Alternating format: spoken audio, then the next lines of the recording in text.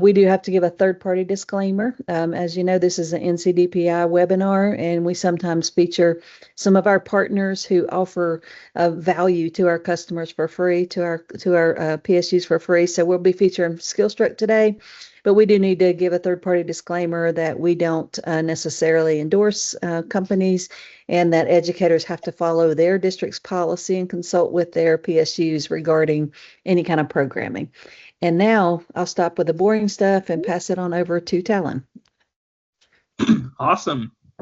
Yeah, so great to be with you all day. Thanks for attending. I know it's in your late afternoon in the middle of your week, and got a lot going on, so I just appreciate you all coming in. Thanks for sharing in the chat. And hopefully we'll have some fun today, have an opportunity to learn together and talk about some great resources. And yeah, I'm just excited. I'll introduce myself a little bit too. Yeah, I'm Talon, and I'm actually based just north of Salt Lake City, Utah. I help manage partnerships for Skillstruck across the country.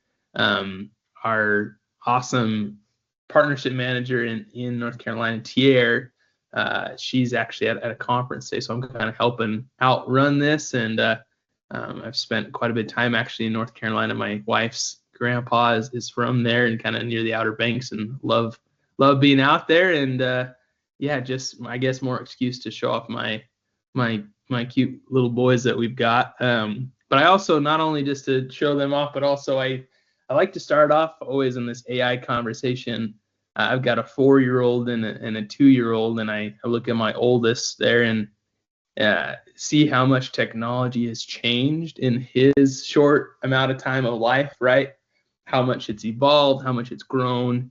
And I want to say thanks to all the educators out there who are trying to prepare and learn as much as you can to help your current students in your classrooms and those kiddos that will be coming, because that technology will continue to change and evolve rapidly, right?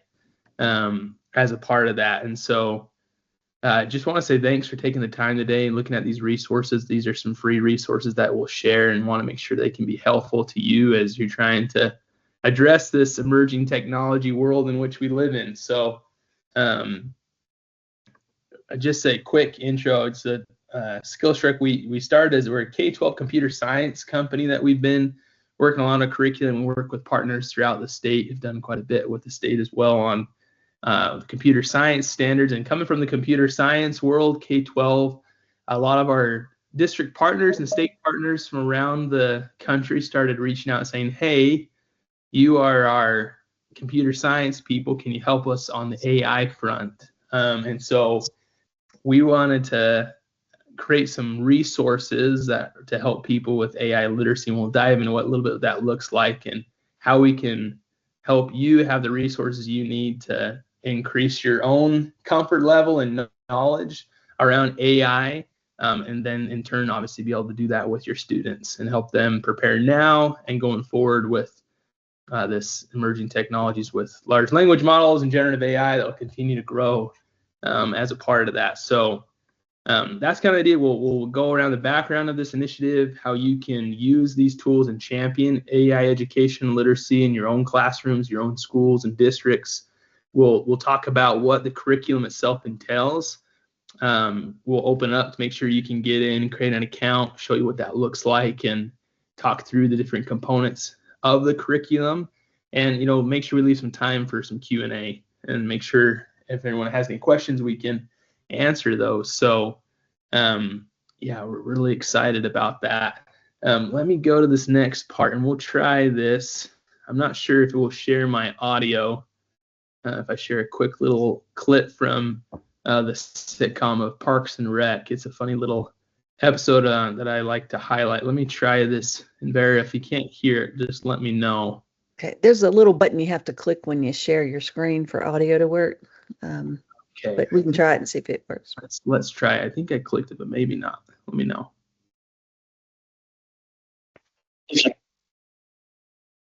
Yeah, maybe. No. Oh, No sound. did it come through or no? No sound. Oh, okay, sorry. And That's okay. I'm newer to Teams as well, and I'm on like the browser. I wonder if that's part of it too. Mhm.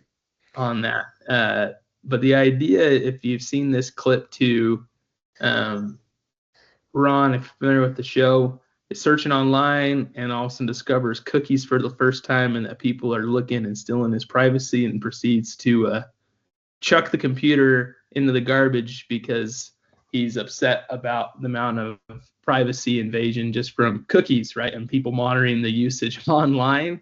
And I always like to share this. I mean, this is a clip from like 2008, 2010, right? So a number of years ago now. And just think about where we're at now with AI, with technology and privacy, and how important it is. There's always a lot of change going on all the time. We've seen that a lot um, in technology and changes at the federal level. Purchasing, there's different priorities. States are focusing on different areas. But one thing that is consistent is our responsibility to help kids prepare for the future and what's ahead of them now.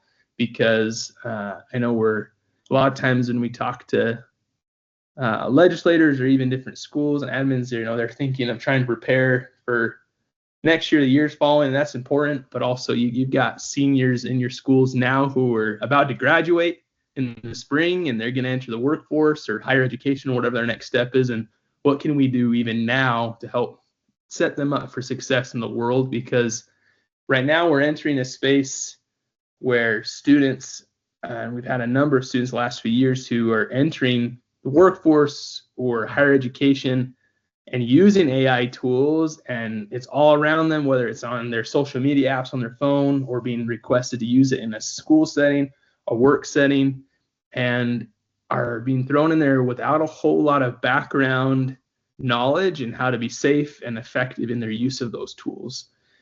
And so with that, we had some great conversations with Bear and her team here, with the Department of Public Instruction for the state, and our efforts on AI literacy and the free resources we've created to help you be able to address that directly in your classrooms. And so in conjunction with those literacy resources, we have K-12 curriculum, there's lesson plans for teachers, there's some teacher development tools as well on the PD side and professional learning side. But I want to highlight a couple things that are important, because as the state has released specific alignment and priorities around AI, we focus on making sure that this free resource is going to help you hit the priorities that the state has released. And so we'll share this doc out. We don't necessarily need to dive into all these deeply, but just want you to know as you're using this resource, we're making sure it's aligned to the priorities of the state. So focusing on AI literacy for all grades, right? That's why we have K-12 options, so that we're making sure we're reaching every kid and every student is receiving grade appropriate content. The idea of also trying to help have a responsible and ethical framework around it, and how we teach responsible AI use, talking about the importance of what is bias in AI, what kind of activities we need to use to help students understand the ethics and transparency that's necessary with using generative AI and the various large language models that are out there, right? The important part of making sure it's accessible to all students, regardless of their background, and having options to be able to use voice to text and text to speech, be able to translate into various languages, and have real world examples from diverse communities, right, across the state. And we know you have diverse parts of your state, diverse in different communities and backgrounds, and want the content to follow a more universal design in its setup and learning, so we can reach all kids as a part of that. So an important part also is we recognize that AI is new to all of us, and you're being asked to teach it and take it on in the classroom. It's something that's maybe feel a little foreign or maybe a little uncomfortable for you. And so want to make sure that the resources here also help you save time and then help you be able to focus more directly on your students and helping them learn and helping learn together, and actually be able to track what they're doing and what they are learning. There's assessments built in, quizzes in the free curriculum that you can monitor and check to see what your kiddos are learning as well. So some of those important parts. And one of the last, obviously, is trying to help prepare kids to be successful in whatever next step is in their life. It's just a part of every career now. And so we want to get in front of our kids to help them gain those critical thinking and career ready skills as soon as we can. So before we move in, and as we kind of highlight what we've been talking about here, we want to pause, see if there's any questions or things if I've missed in the chat. If anyone has any questions or comments before we continue. Nothing yet in the chat, unless somebody wants to come off mute with a question. I think we're good. Okay, and feel free anytime to throw that in the chat, as well as come off mute. Happy to have as much dialogue in here, and so I don't have to sit and talk at you as much. Also, one thing that is interesting as we look at the current dynamic within industries and from executives, from universities, there's a common thread going across the country with regards to helping young adults find jobs, and not just jobs, but high quality, high return opportunities for students coming out of college or high school, whatever they're next, if they have trade skills or university degrees. The common thing that we're seeing, a lot of companies overhired during COVID, and the new technology has come has allowed them to either use AI as a scapegoat to let them go, or they're genuinely implementing new resources around AI. And so the importance of having these AI skills and AI familiarity to be able to be employable, or also to be successful in trades, university, right in the workforce, is becoming more and more important as a part of that. And there's always the questions, right? North Carolina has done a great job around computer science as well, computer science centers. How does that impact the job market for them, or for right now, and 10 years from now, 20 years from now? How do we address bias? All the kind of questions around the future. We'll talk through some of that. We have a resource guide that we'll share at the end of this webinar as well, that you can think through if you hear these questions from your stakeholders in your community, from parents, admin, so you can talk through those parts as they continue to emerge, because those are going to new and continue to be asked, and are important to be asked about that. So we'll share that CS and AI Champion resource guide, so we can invite you to be those champions in your schools and your districts, so that there's always going to be challenges and opportunity with anything that's new, with any change, and it's important to always recognize those challenges and those opportunities. But we always want to invite all of you, and the fact that you're here is a key indicator that you can be a force for good, and a force for recognizing those opportunities and how we can address it to make our lives better and the lives better for our students as a part of that. So it's just things to think about on the computer science side of how and the great work your state's already done on promoting computer science as a necessary skill.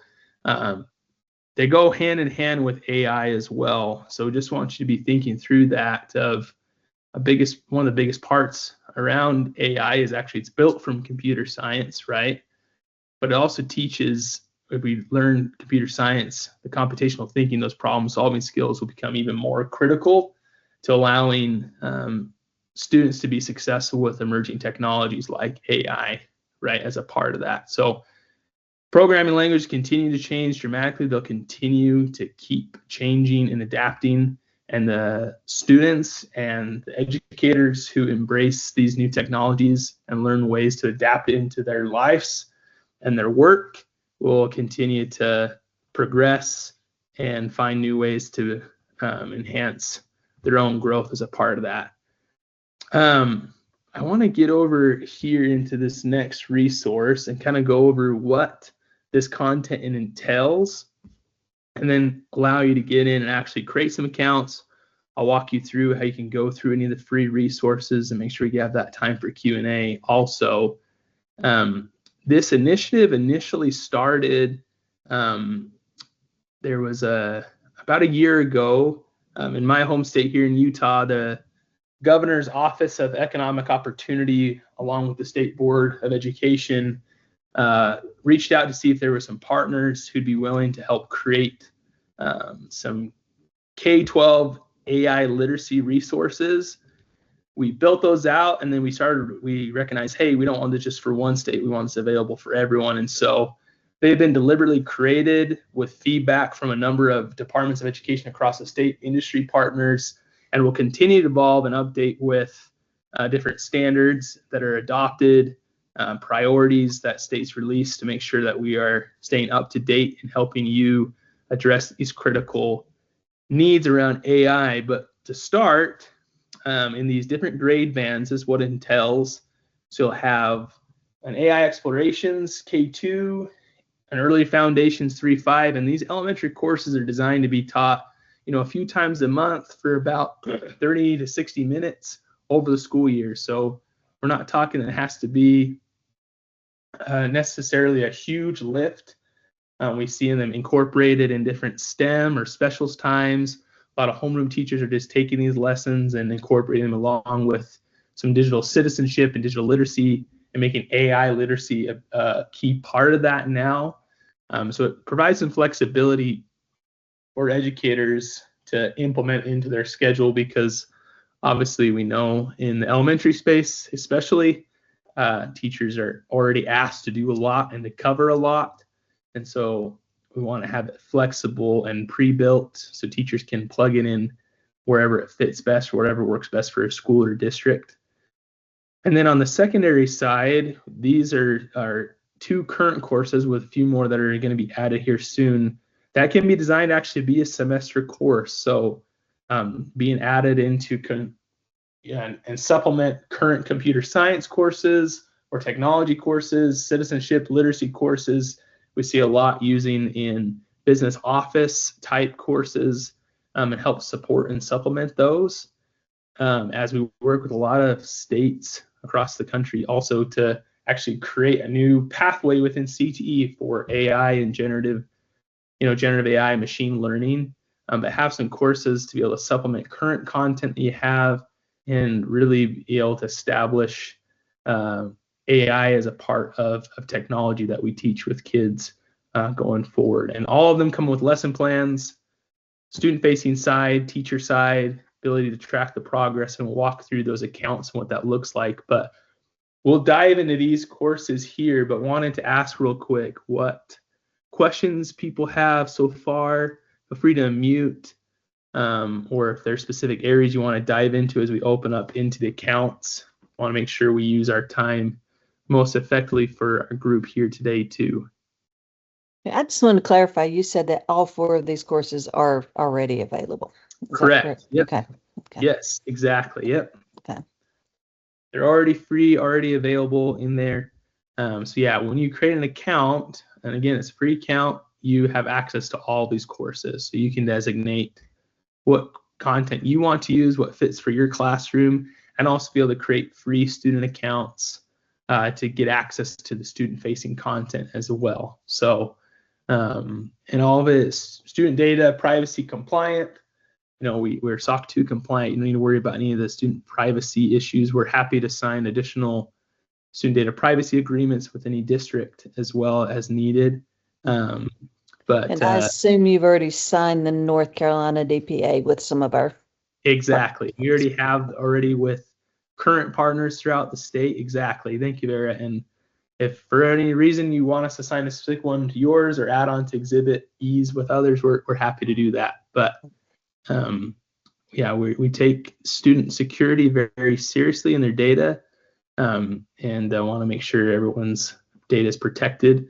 And all of the content as well is designed to be able to function with whatever safe large language model your district is using. Obviously, you want to make sure if you're practicing and implementing some of the concepts that are taught in these lessons, make sure you're using a tool that's safe for students to use, safe for you to use, that your data is not being shared where it shouldn't be, right? That you're using a tool that's compliant. There's a number of education tools. We have one, Chat for Schools, which is a safe walled garden around it. There's a number of them out there.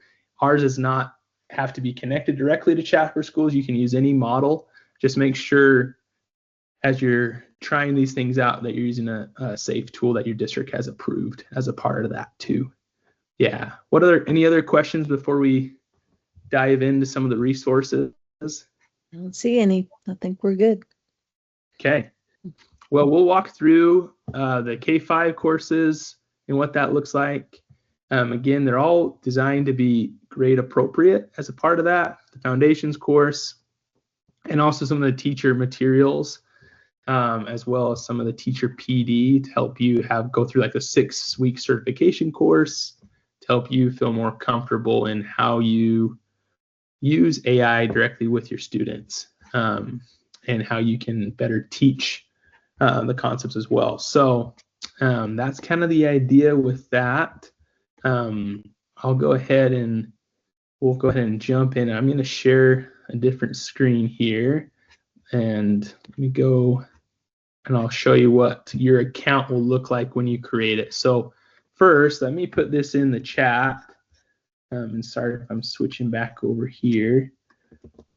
I just shared in the chat, this is the website where if you go there, your screen will look like this. And actually, when you first go to our website, you probably will see this little pop-up that you see here where it says free AI literacy courses. You go to skillstruck.com. If you haven't already created a free account, you can just click in here to learn more and create your account.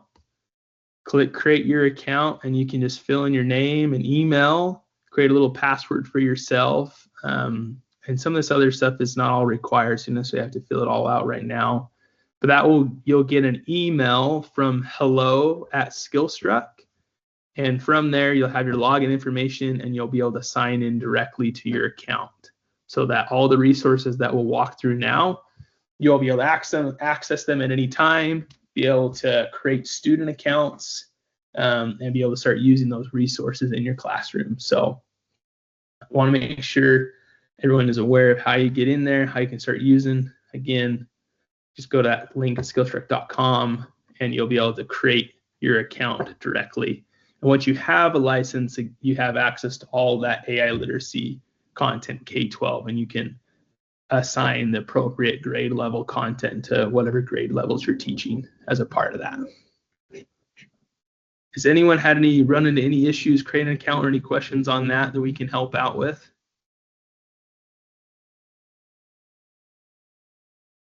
If any of you are current Skillstruck partners, if you use a lot of our computer science resources in the state, you already have access to the AI literacy content built in where you have all your computer science curriculum as well. So you don't need to create a free AI literacy account because that content is already included in the resources that you have for your students with computer science. So if you've tried to create an account, it's probably said you already have an account and won't let you, and that's why, because it's all in there and available to you. So as a part of that.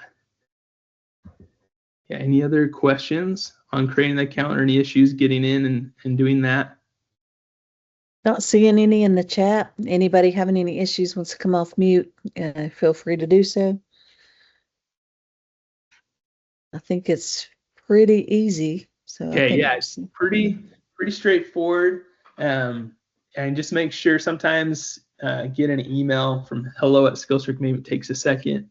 It shouldn't go to your spam, but if it does, maybe just check there if you don't see it come through to verify your email and create your account. But after that, it's pretty seamless in getting in. And if you have like a single sign-on with Google or Microsoft or something like that, it can let you sign in with your email that you already have. So it should be pretty seamless being able to get back on after that. So once you've created your account, your screen will look like this. You'll hop in, and a first initial bubble will pop up. Has a little 9-minute, 10-minute video that'll walk you through everything the platform entails. We're going to do a little mini version of that now here together live, but just know this free trial tutorial will pop up and walk you through any components that you need to make sure you have that help and support. And you'll also hear, you'll get an email from someone at Skillstruck just to have someone to reach out if you have any questions or need any support. They'll send you an email and say, hey, we saw you created a free account. Let us know if you have any questions or any trouble getting anything set up. So there's a little chat bot you can reach out to here as well, and you'll also hear from one of our team members to reach out if there's any questions. So if you're using the tool, we want to make sure you have the support you need to be able to implement it in your classroom and be successful with it too. Okay, we do have one question in the chat. Can we roster with Clever? Great question. At this time, no. With the free resource, with our paid classroom and stuff, with our computer science, you can roster fully with Clever. On this, you'll have to, we don't have a rostering with Clever at this time, just with the free tool that way on that. But I'll show you how you can create some student accounts to be able to use that here as well, and I'll show you that. Any other questions before we walk into that part?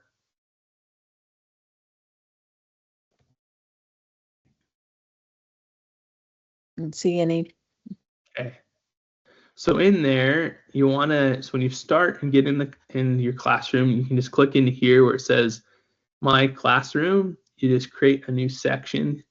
You can name it whatever you'd like. If you have, if you're saying this is my, Mr. Hatch's, we'll say my 4th grade class or something like that.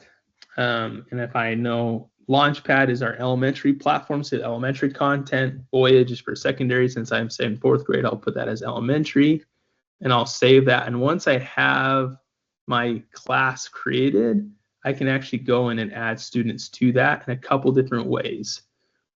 So if you have a CSV of all your students, you can download a sample CSV, or if you already have one, but all we need is a student name, last name, their email, and a password for them, and they'll be able to sign in and create an account. Just upload this CSV directly, and it'll create all those accounts automatically, and they'll be added directly to this section of students. So if you have multiple classes you teach or only one, you can create those multiple sections and add a student roster to each of those as a part of that. So that's how you can create some accounts, and they can log in and use that. And the free, because it is a free resource, it is limited to just the CSV upload. We wish we could do some more with Clever on that side. Clever charges each time it's used on that side. So with the free resource, we just keep it to the CSV upload, but that might change in the future or not. I don't know, but for now, that's where it'll be with this free resource, but allow you to create some student accounts and upload them that way. So you can just download that sample, or if you have one already, you can upload that. Just make sure it's in a CSV file format as well as a part of that. And that's how you can go in and create your specific classes in there. And then anytime you can always edit any necessary parts of the section if needed as well. So if there's any questions, just interrupt, let me know. If not, we'll keep moving along. So that's how you can create. If you need to create just individual students, one-off students, you can just, if you have a new student come in your class or someone moves in and out, you can always just add them individually in that student button. So you don't have to do a full CSV upload. You can do that. You can also turn accessibility students on. We have Accessibee, which is an accessibility tool to help students change the way the platform looks and feels. If they have a visual impairment, if they have ADHD, if they're on the spectrum, there's different ways you can change the way that the platform interacts and looks to help address some of their specific student needs or the disability that they may have as well. So you can turn that on for students to make it more accessible for them as well. Let's go over here, and we'll come back to the student progress component in just a moment after we walk through some of the content. I always recommend to teachers as they're trying to begin using these resources, this lesson plan area is a great place to start. You just click right into there, and you can choose which grade band and which course you're going to teach. We'll click on my grades 3 through 5, and all of them are all laid out for you and what you can do in each of these lessons. There's a nice overview for each of these courses that you can see that gives you a great overlook of everything that's included, the approximate minutes, things that are on the student device. That's where those platform lessons, so things that kids will actually do on their device, the additional resources that we provide like slideshows, printouts, posters, a lot of fun things that are incorporated within each of those lessons. And so you can get that kind of overview on what that looks like, and summary also of what this course entails as a part of that too. So as you're trying to get in and see what you're starting and what you're reviewing for your kiddos, you have all of that. Then as you click into any of these lessons, for example, it'll give you that learning objectives for that specific lesson, the supplemental materials that go along with it. Like here, there's a poster, a slideshow you can download as a PDF or a PowerPoint or as a Google slide, whatever resource you prefer. But then all of them are color coordinated in unplugged activities, things off the device, as well as activities that kids will actually do on their student account, interacting with the online textbook, the quiz, the videos that are incorporated for that. So we want to make sure that there's time for classroom discussion, for teacher demonstration, as well as some activities on the device, so the kids aren't necessarily just on the online textbook the whole time, but you can have classroom activities and engage with your students. And it all breaks down exactly what you can do during this 50-minute lesson with them. There's extension activities for further learning that you can add on as needed. And then all of these, wherever there's that student activity, it actually links directly from the lesson plan here, where you can open up and see what that student activity looks like from the student's point of view, just by clicking directly in those links. And so all of our lesson plans follow this color coordinated structure of lesson plan, of those warm-up and wrap-ups to demos that you can, demonstrations you can do, platform activities, class activities, if there's extra activities, all laid out so that you don't have to design all of that, but it's telling exactly what you can do during this specific lesson. So whether it's in the grades 3 through 5 foundations or in the secondary, elementary, they all follow that same structure of a lesson plan, the same color coordination, telling you the amount of time, the supplemental materials. Just obviously the content changes based upon the course, but the structure remains the same. What questions on the lesson plans or anything else we've covered do you have?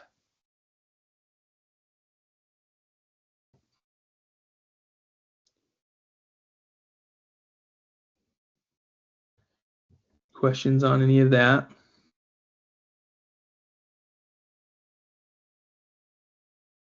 Okay. All of them, again, they're all, you can print these out or just pull them up, but all those are available within your teacher account there. So feel free, hop in. Oh, sorry, go ahead, Vera. Can they preview a student-facing activity? Yes, that's where we're going to go next. So if like I have a click in here, let's go, we'll start with Launchpad. So we can click into it here. So I'll click in that, you'll see it'll open up the student-facing side and get directly in here. So that's where it'll open up, and you can see, oh, okay, here's the online textbook. There's going to be a video as well with this specific lesson, the quiz. There's going to be a quiz that goes along with that you can go through with your kids, and the quiz as well as the activity. And I'll show you how we actually get to this even outside of clicking into it directly from a lesson. So that's how you access this content if you were just clicking directly from your lesson plan. But as a student as well, if I go back to my teacher portal and if I just click on the Skillstruck button in the left-hand corner, they'll just take me back to my main educator home screen. If I'm not clicking into it from the lesson plans at any time, I can also go in here and go down where it says student platforms, click into Launchpad for elementary, Voyage for secondary, and I can go directly and see the student view of any of the content as well. When I click on teacher view, this allows me to see all of the content unlocked K through 5. You see I have this student view area where I have test and also Mr. Hatch's 4th grade. That allows me to see only the content that I've assigned to that specific class of students or a section that I may have. So as you're getting into playing for the first time, especially I'd recommend just going to that teacher view because that allows you to see all the content. Just click into this lessons area, and here you'll see a breakdown of all those student-facing lessons. Right now it'll automatically pull up those K through 2 intro to AI, but if I just click up here and I choose change grade, I can click into that 3 through 5 as well. So you can view any of those lesson bands, and all of them follow a similar structure like we saw before. We're in those student-facing lessons in connection with that lesson plan, with the unplugged activities, the classroom discussions, the slideshow. They'll incorporate an online textbook. You can see it's all text-to-speech. There's vocabulary words that have a highlight with a glossary that kids can use, but they're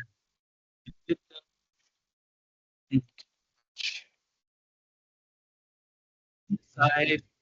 As a teacher, sometimes our teachers just want to have students just do this on their own after they've run through their part of a class, or they'll watch the video together and go through the textbook, whatever fits your students and your classroom. You can make those adjustments, but they all follow the similar structure, have culture connections at the end and critical thinking questions that we invite you to talk through with your students as a part of the textbook. After they've watched the videos, you've done your classroom activities, there'll be a quiz that will review what was learned in this specific lesson. You as the teacher have a little answer key button that you can click into, and that's obviously a button only that you have. The students won't have that in their student account, but that way if any kids are stuck, you can help and see that. You see all the progress of kids of when they've completed quizzes and how they've done as they go through each. And as they complete the quiz, there's some supplemental activities and games at the end, some memory games, some matching games, ordering games, to review the concepts that were taught in this specific lesson. So like this is a memory game that'll be there where you see and match robot, any of those components. Microphone. And you can see you can also turn on any of those accessibility needs, so that as a kid hovers, especially if I have a student who's learning to read or needs some accessibility features, you can turn it so that it's read aloud every time I hover. Microphone. Over it says microphone if it's not coming through as well. So you can turn on any of those accessibility for kids as well for those activities. So a lot of different fun ones for them to go through and use as a supplemental as well. And again, this is like a K through 2, but if we go and look at a different grade track in 3 through 5, we follow a similar structure, just a little more advanced content for that's appropriate for those grade levels, where here we have the online textbook, there's a video, the live connection, all those concepts, and each of those lessons continue to follow that structure as well. So that's a little bit on the elementary side. What questions does anyone have on accessing that or going through any of that content?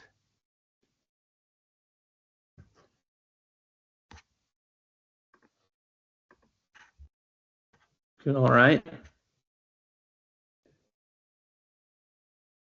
Okay.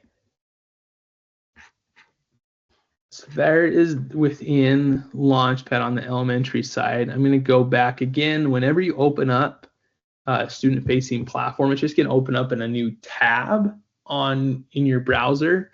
And so if you just go back to the educator, it'll take you back to your main educator portal here. If you click in a Voyage, that'll let you see the secondary side. And if you click into that teacher view like we did before, if you click into lessons, here we actually provide a free code editor, a free IDE. So if any of you are computer science teachers and want to use a free resource to actually build any code, that's just in there automatically. But you can close any of these other windows so it focuses just on the textbook. and you can start diving into any of these units that coincide with the lesson plans that we saw before. And if I click into these, you can see it follows that similar structure where there's the little video you can watch.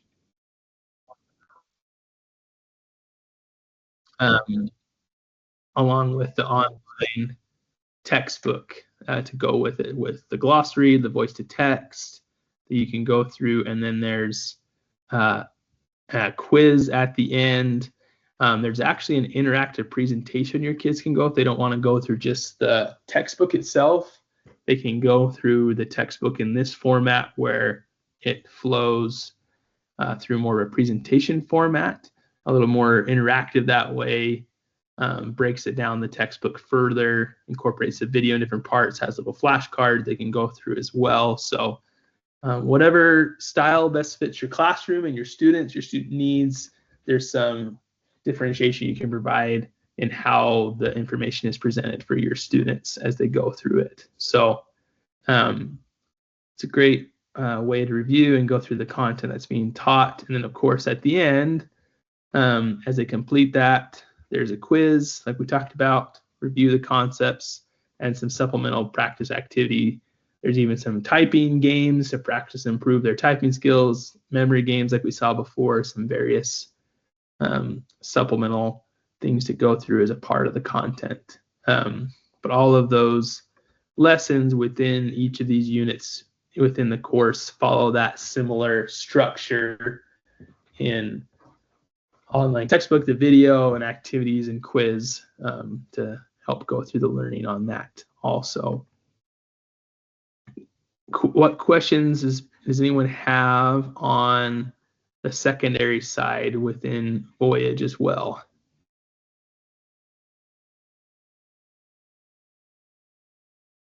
Just curious where you see where you can monitor what students have done. Awesome. Yes, that's what we'll go to next.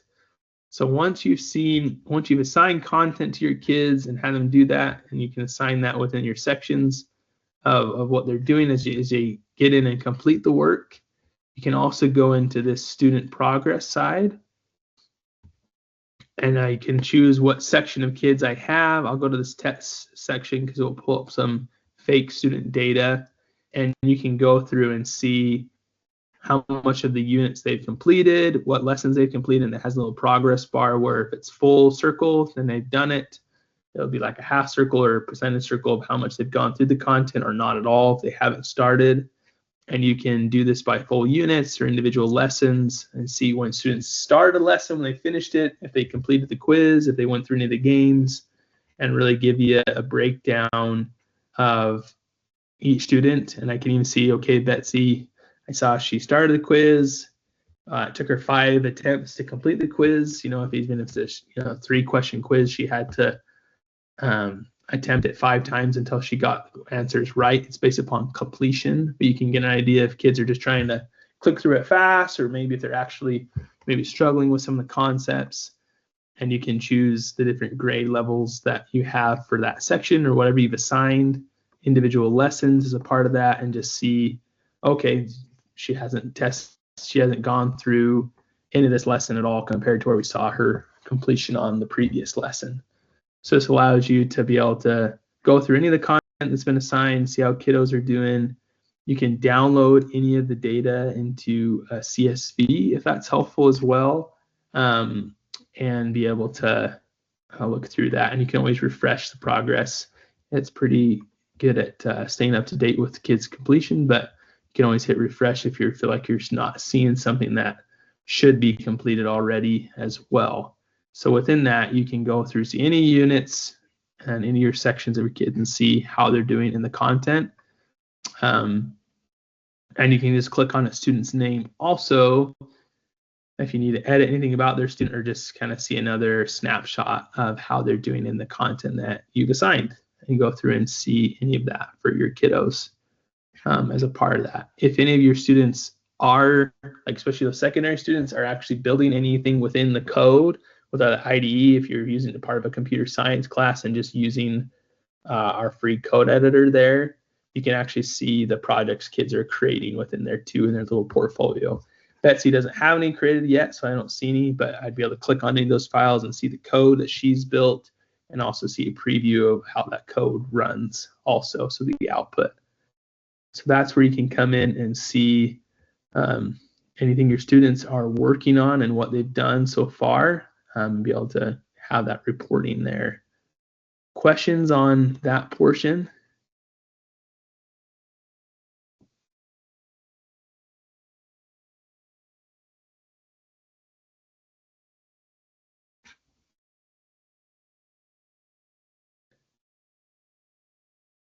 Okay, well, we'll come back here.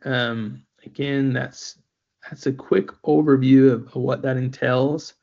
As a part of that, kept it pretty simple and straightforward. Hopefully you'll find it that way, so you can get in and just use those resources to help support that as well. Yeah, we're excited to have this free open resource. Our team is ready and available with any questions that you have as you get in, as you create an account. Again, you'll hear from most likely our teammate Tier. You'll hear from her, and if you have any questions, she'll be happy to help you make sure things are set up and running smoothly. Again, it's a free resource, to feel free to share this out with any of your teacher friends, other people in your district or your school, so they can have access to this. And we're always happy to talk through AI policy or ways to align it into your curriculum, talk with principals or school or district admin to see how this can align with a district framework around AI and policy, and how we can be a good help and support and make sure it's aligned to the district's vision or school vision around AI use and how it fits in with what the state has laid out, especially. So,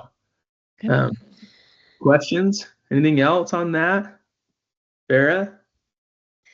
I think I'm good. If they are, I am going to drop the feedback form, and as we're finishing up, anybody who would be willing to give us some feedback, we're always welcoming that, and you will get a CEU certificate emailed to you at the email address you use. So I'll drop that in.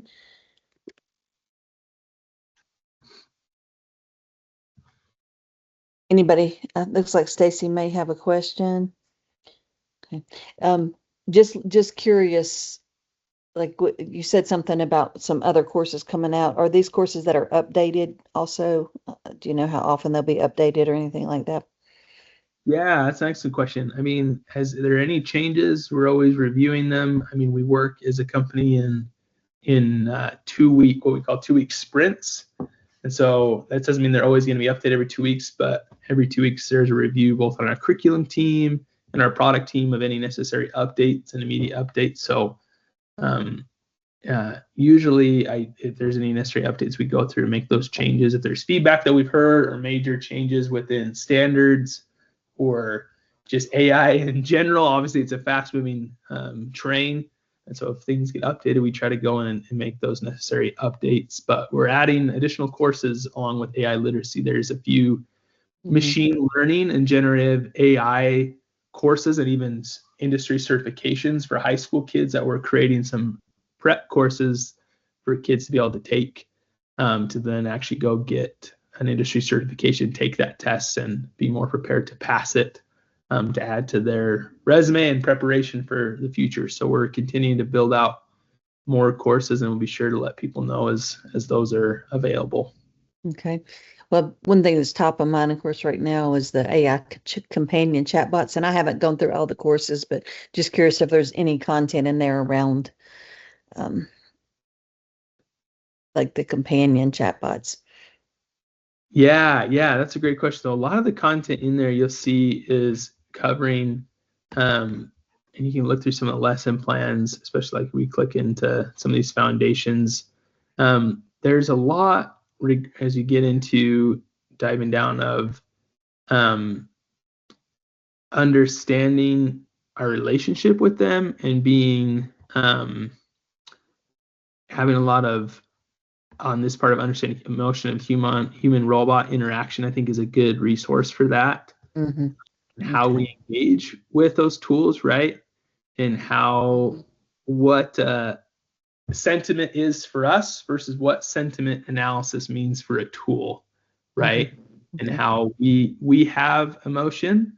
These models have been trained to try to detect or understand emotion in a sense, but trying to help students understand that in the end it is an algorithm right now, right? It doesn't have sentiency, right? It doesn't have the ability to feel.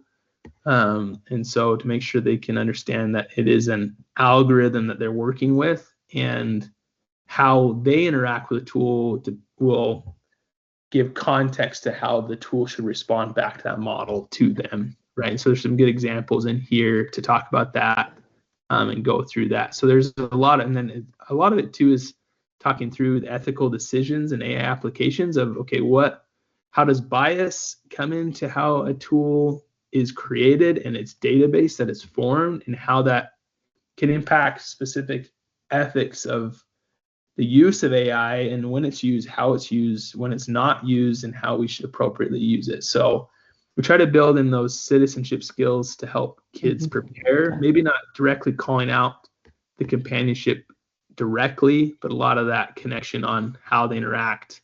Mm-hmm. It's important that that's covered. So I'm glad to see there is a lot of ethics and ethical things covered as well. Yeah, and I'm glad you bring that up, Very, because that's a really important part, again, of up until this point, and a lot of students have just been thrown in, not even saying from the classroom, just in their home use, right, on their cell phones or their home devices, are being thrown into AI without having been received a lot of background in how to be safe, or actually how these tools work, or what goes into the technology. A lot of people, when we first, and I felt the same way when I started using, ChatGPT or Gemini, it feels kind of like magic, right? It's like, wow, I can't believe you can do all these things, and not fully understanding the algorithm that goes behind it, and the math and the data, that it's just a very, very large data set that is computing things at a faster rate than we've ever been able to. And so helping students better understand that background will help them be more ethical, responsible users of AI. And so that as it becomes increasingly part of our world, that they're better prepared to take that head on. So yeah, great point on that. Because yeah, there's been way too many sad stories out there of misuse of companionship bots or chat bots, where it's led to harm for students and for people in general. We don't want that. We want them to understand what it is and what it's not, so we can keep them safe, and help them be prepared for the world that we live in. So yeah, that's why it's so important that there are platforms like this, and that students are getting access to them for free, because it's really important right now that we train our kids. Yes, absolutely. So we sure appreciate all your time today. Please reach out with any questions. Like we said, as you create a free account, we'll reach out, and if you have any questions, let us know. We're here standing by to make sure you get that support, and we appreciate the state and Vera. Thanks for the opportunity to share these free resources out. We specifically wanted to make them free because of what you shared, right? It's critical that our students receive access to this now, that we don't wait, so that we can help them prepare for the world that they're already in as soon as we can. So yeah, thank you all. We appreciate it. Thank you so much, Talon. We appreciate it. I will go ahead and end